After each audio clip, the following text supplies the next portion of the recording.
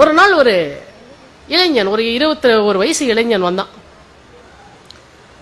எனக்காக நீங்க ஆஜராகணும். என்ன கேஸ் பண்ண? அவன் சொன்னோன்னு, என்னப்பா இந்த மாதிரி கேஸ்ல போய் என்ன அப்பியர் ஆக சொல்றேன்? நான் முடியாதுப்பான். இல்லைங்க, நான் சொல்றதுல உண்மை இருக்கு, நான் உங்களுக்கு எல்லாமே இப்ப சாட்சியெல்லாம் விட்டுருப்பா. மேடம், நான் சாட்சிக்காக சொல்ல, சத்தியத்துக்கு சொல்றேன், நான் இல்லை குற்றவாளி. எனக்கு நீங்க ஆஜராகிறதுனால எந்த பாவம் வந்தாலும் எனக்கு வரட்டும், ஆனா நான் சத்தியமா சொல்றேன், நான் தப்பு பண்ணல. அவன் மீது ஒரு பாலியல் வழக்கு போடப்பட்டது சார். அதை விட பயங்கரம் என்னன்னாக்க, பாலியல் வன்முறையில பாதிக்கப்பட்டவள் ஒரு 14 வயது பெண். 14 வயது பெண் பாதிக்கப்பட்டிருக்கிறாள். எனக்கு 21 வயது. இந்த வழக்குல நீங்க என்ன ஆஜராக சொல்றியப்ப, என்னப்பா இதெல்லாம் விளையாட்டா இருக்கு அப்படின்னு. அவன் ஆனா உட்காந்து கதை கதையா ஒரு கதையா சொல்றான். என்ன நடந்திருக்கு எல்லாம் சொல்லும் பொழுது அவன் சொல்லுவது முற்றும் உண்மையாக இருக்கிறது. ஒரு நிரபராதி கூட தண்டிக்கப்படக்கூடாதுங்க. அதுக்காகத்தான் நான் உங்ககிட்ட வந்திருக்கேன். இந்த வழக்கா யாரும் நடத்திடக்கூடாது. நான் உண்மையிலேயே நிரபராதி என்பதை நம்புபவர்கள் மட்டும்தான் நடத்த வேண்டும் என்பதற்காக உங்களிடம் வந்திருக்கிறேன். சரி, என் மனசு கிளியரா இருந்தது. நான் அந்த கேஸ் எடுத்து நடத்தினேன் சார். மகளிர் நீதிமன்றத்தில் அந்த வழக்கு நடக்கிறது. நீதிபதிக்கு என்ன பார்த்தாலே டென்ஷன் ஆகுது. ஏன்னா முதல் நாள் சாட்சிக்கு வர பெண் 14 வயசுல அந்த சம்பவம் நடக்குது சார். 15 வயதுல நீதிமன்றத்துக்கு வரும்போது அவ கையில ஒரு குழந்தை இருக்கு, 1 வயசு குழந்தை. 1 வயசு குழந்தையோட ஒரு பெண்ணு சாட்சி சொல்ல வந்தா ஒரு ஜட்ஜுக்கு எப்படி இருக்கும்? ஒரு பாலியல் வன்முறை வழக்குல அதுல 21 வயசுக்கு ஒருத்தர் நிக்கிறான். அவன் நான் குற்றவாளியே இல்லைன்னு சொல்றான். நீதிமன்றங்களை பொறுத்த வரைக்கும் நான் குற்றவாளின்னு எவனும் சொல்றது இல்லை. நான் குற்றவாளியே இல்லை, நான் நிரபராதின்னு தான் எல்லாரும் சொல்ல போறான். இப்படி ஒரு பெண் நிக்கிறா ஒரு குழந்தையோட, அப்படி ஒருத்தர் நிக்கிறான். நீ ஒரு பெண்ணா இருந்துட்டு இந்த வழக்குல என்ன அப்படின்னு ஒரு கோவம். நான் வழக்கை நடத்திக்கிட்டே இருக்கேன். விசாரணை எல்லாம் முடிஞ்சு 2 சைடுல வாதங்கள், அரசு தரப்புல வாதம் நடக்குது, எங்களுடைய தரப்புல வாதம் நடக்குது.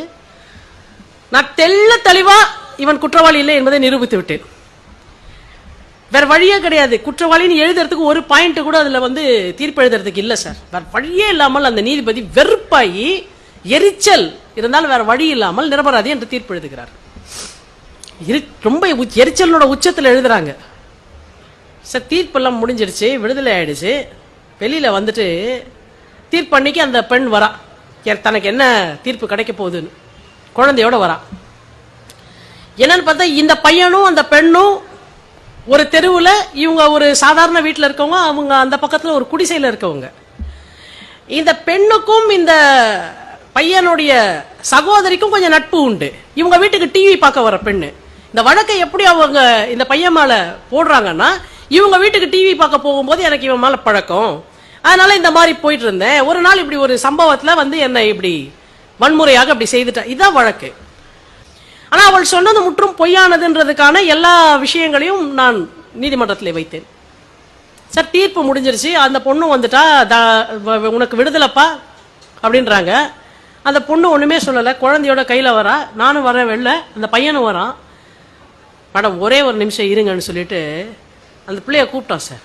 ஒரு நிமிஷம் இங்க வா அப்படின்னா. என்ன, எனக்கு இந்த வழக்குல இருந்து தான் விடுதலை வேணும்னு நான் நினைச்சேன். ஏன்னா உனக்கே தெரியும் நான் செய்யல தானே, என்கிட்ட ஒரே ஒரு தடவை சொல்லுனா. அந்த பொண்ணு அப்படியே பார்த்துச்சு சார் அவனை.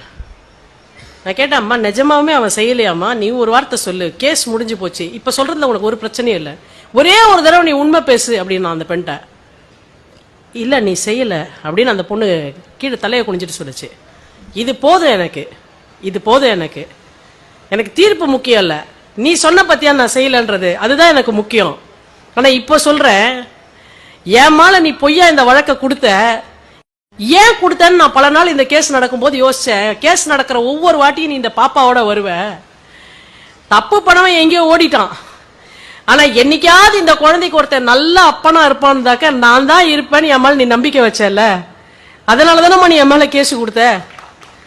இந்த குழந்தைக்கு கடைசி வரைக்கும் நான் அப்பாவா இருப்பேன், உன்னை கல்யாணம் பண்ணிக்கிறேன்னு சொன்னான் சார். அவன்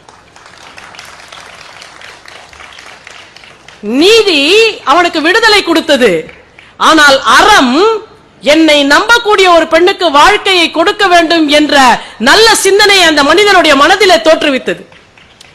அதுவும் எப்படி, என்னை நீ வன்மையாக பலாத்காரம் செய்தாயின்னு ஒரு பொய் வழக்கு கொடுத்த ஒரு பெண்ணுக்கு நாம நல்லது செய்யணும்னு நினைச்சான்னாக்க, இன்னா செய்தாரை ஒருத்தல் அவர் நான நன்னயம் செய்து விடல்ற குரலுக்கு நான் வேற எங்க சார் விளக்கம் கண்டுபிடிப்ப வாழ்க்கையில?